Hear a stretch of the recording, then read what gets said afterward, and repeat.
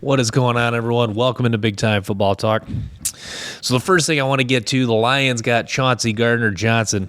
And, man, if you've watched the Philadelphia Eagles this year, the New Orleans Saints the last few years, you know that, man, Gardner-Johnson really just brings it. He is he does it all at safety.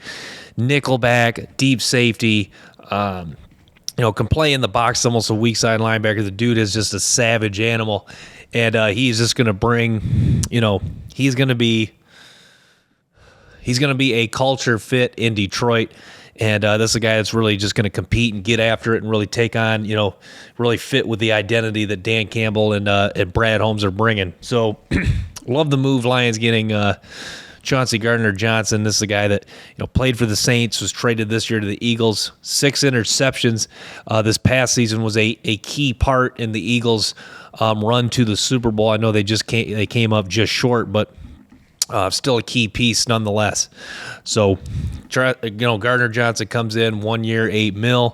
Got a chance to really prove a lot and get a nice payday if he balls out next year in 2023. So love the move, getting Gardner-Johnson. You had him with Sutton, and Emmanuel Mosley, Okudah, Tracy Walker, Kirby Joseph, and it's now the secondary is a legitimate strength for the Detroit Lions next year.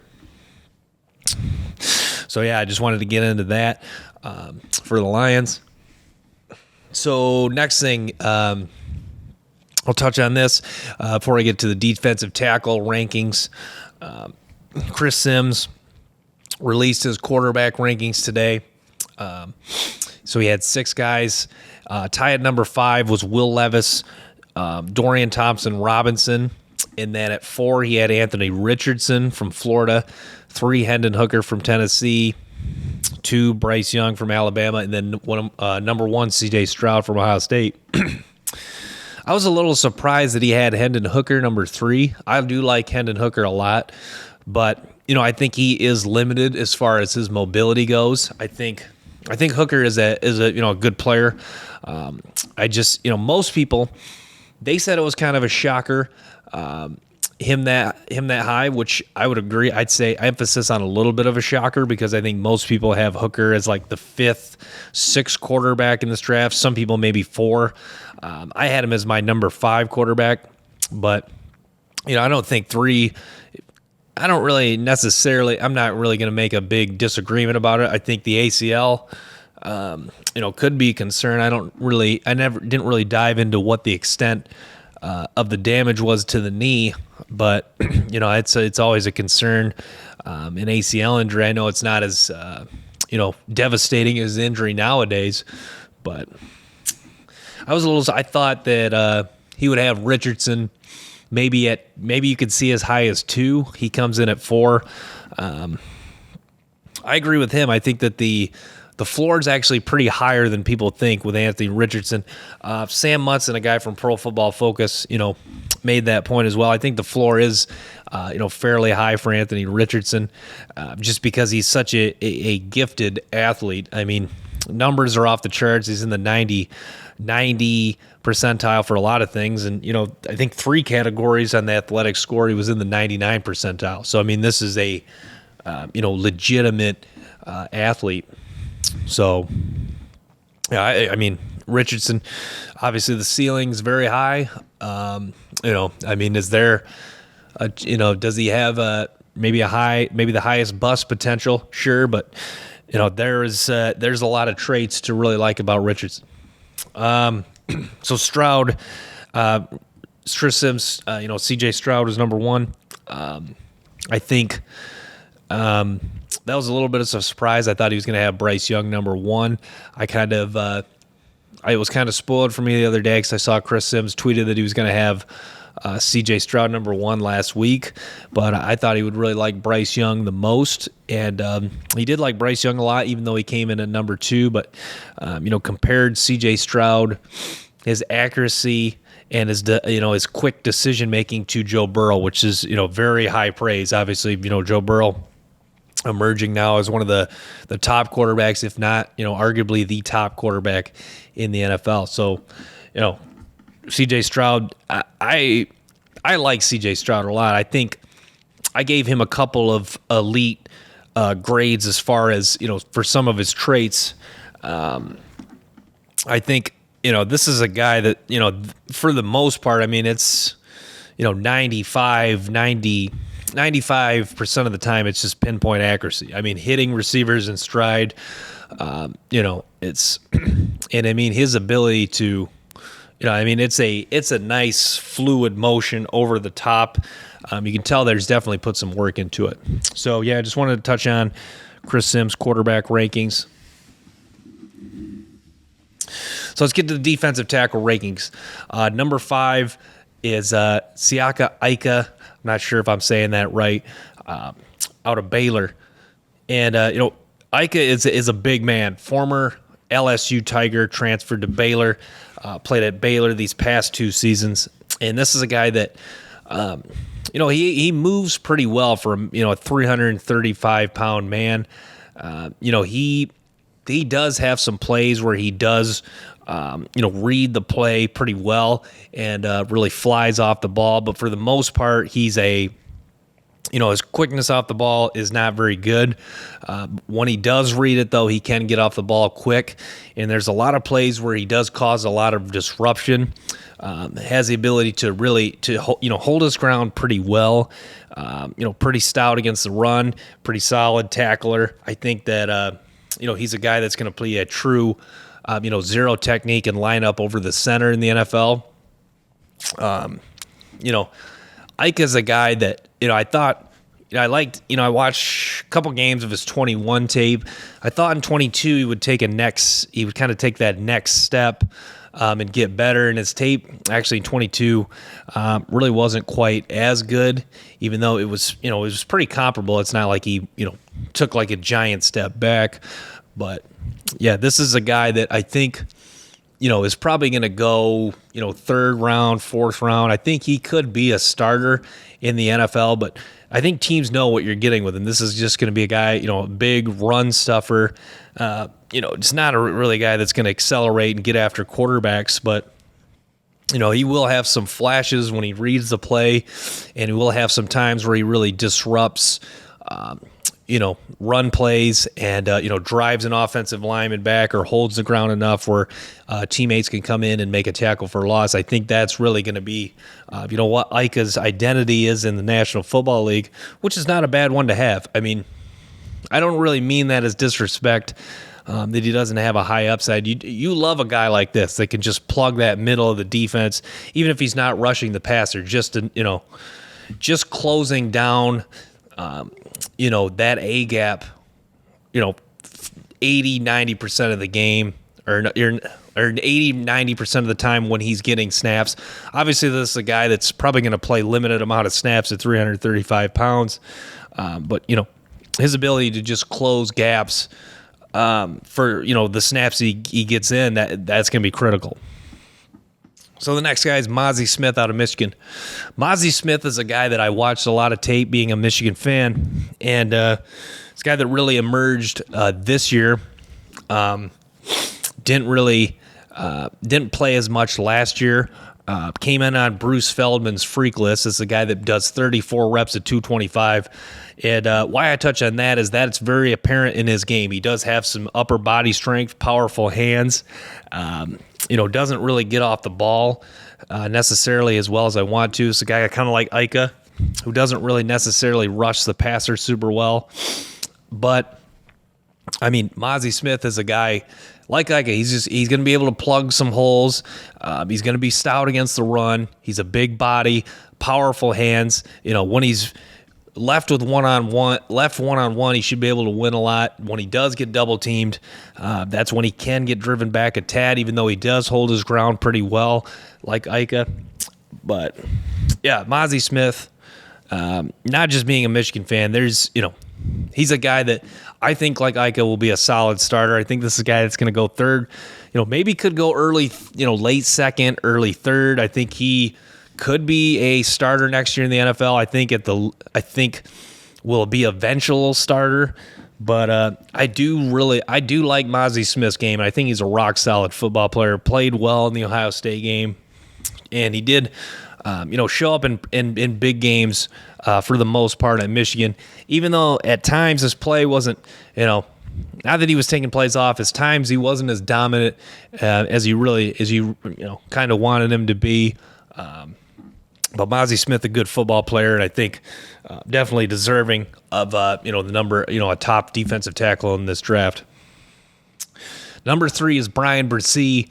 Bresee is another guy that, if you never watched a single snap of Bryan Bresee, but you just looked at him on the field or you watched him get off the bus, you'd say, hey, that dude looks like a killer. And, he is he's a big body, just a presence to block.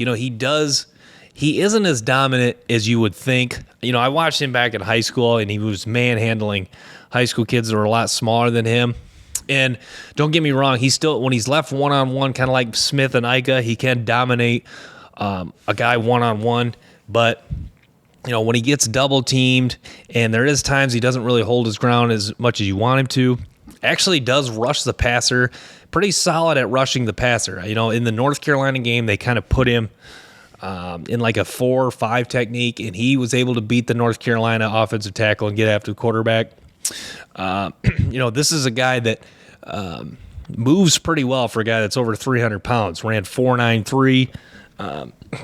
That speed actually isn't always apparent on tape, but, he is, you really see for a man that big, he is a good athlete for a guy that size.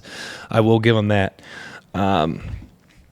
But yeah, with Bresee, it was, former 5-star number 1 recruit coming out of high school. You really kind of thought this was a guy that, walked in as a freshman and looked good. Just a guy you thought was just going to keep getting better. And he kind of just, maybe kind of leveled off a little bit. And you've kind of seen, what you saw from Bryan Bresee early on is kind of what you're going to get. I don't know. Maybe he could trim down a little bit. I like his body for the most part. I mean, there's a little excess fat around his stomach. I think he could lean up a little bit. Obviously, this is a guy you don't want to, you're going to ask to plug holes.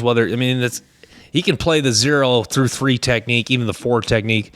So you don't want him to get, you don't want him to get too thin where he's not going to be able to, play in the interior, but, could he trim up and work on his body a little bit more?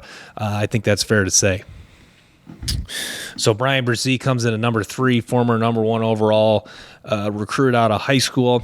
Not that everyone really cares about that. I always just thought that was interesting to talk about because, a lot of these guys, like I touched on Nolan Smith, a lot of these guys, were top high school recruits for a reason because they obviously had some traits early on.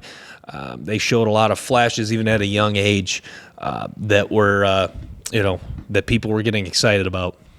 So Bresee comes in at number 3. Number 2 is Calijah Cancey. And, the number 1 guy most people have in a tier of his own, but I think Cancey has kind of creeped a little higher towards the tier 1 guy that I'll get to. And Cancey is very, very good quickness off the snap. And I think this is a guy that has a good build. I mean, very rocked up, very evenly distributed weight in the lower upper body. Fairly lean stomach. I think that Cancey is a guy. I like that it seems like he's improved every year. I saw a big improvement from his 21 tape to his 2022 tape. Tennessee game was just super dominant. I mean, he shows the ability to, dominate blockers one-on-one. He can just destroy running backs that are into pass protect. Cancey, there was just plays where it seemed like he was, driving a guy back into the quarterback. There was so many times he was just super disruptive. And, he is very quick twitch. I mean, he just, for a guy that's 6 foot, 6'1", 280 pounds, he moves like a guy that's, maybe 240, 250. He is Cancey's a stud. And I think that, this is a guy that'll probably go earlier than a lot of people think. I think most people have him as an early second round, late first round guy. Don't be surprised if he goes, middle of the first round, like the 10 to 15, area. I think this is a guy that, one team in the middle of the first round is going to fall in love with. If not, shoot, maybe a team in the top 10 could fall in love with him. But, I think the 10 through 15, 11 through 15, 11 through 20 range is where Cancey could end up going. I think this is a guy that's, closer to the tier 1 guy who I'll get to in a minute. But, I like Cancey's game a lot. I think he's a very good football player. Love that he's improved throughout his time at Pitt. And, a guy it's got a body that, comparable to Aaron Donald, who also came out of Pitt. There was a picture of them next to each other, got, very similar body types. Not saying he's Aaron Donald. I'm just saying his body type's similar. And, the quickness off the snap is similar. So let's get the number 1 guy. It's Jalen Carter from Georgia. A lot of people have talked about Jalen Carter ad nauseum. Is he the best player in this draft? Obviously, there's the off-the-field issues with him racing. But, the thing that stands out to me about Jalen Carter is his ability to, lock into a guy and just completely control him with just grown man strength. That's what stands out to me about Jalen Carter. I mean, this is a guy that just, can just throw grown men around. Dominant against the run, being almost unblockable one-on-one, whether it's against centers, guards. I mean, this guy he's the ultimate disruptor, and a guy that's just, played meaningful snaps since he's a freshman in 2020, was a big-time 5-star recruit coming out of the Apopka, Florida area. This is, a guy that most people were talking about last year, even when Georgia had Jordan Davis, Devontae Wyatt, Trayvon Walker. There's a lot to like about Jalen Carter. Besides putting it, if you want to just set aside the off-the-field issues, which I don't know where that will, how far that could drop him. But besides the off-the-field issues and the pro day, being out of shape, Carter, if you're strictly talking about the tape is excellent. This is a guy that's definitely a blue chip prospect, definitely worthy of a top 5 pick in the NFL draft without a doubt. But I'm trying to think what else I want to say about Jalen Carter.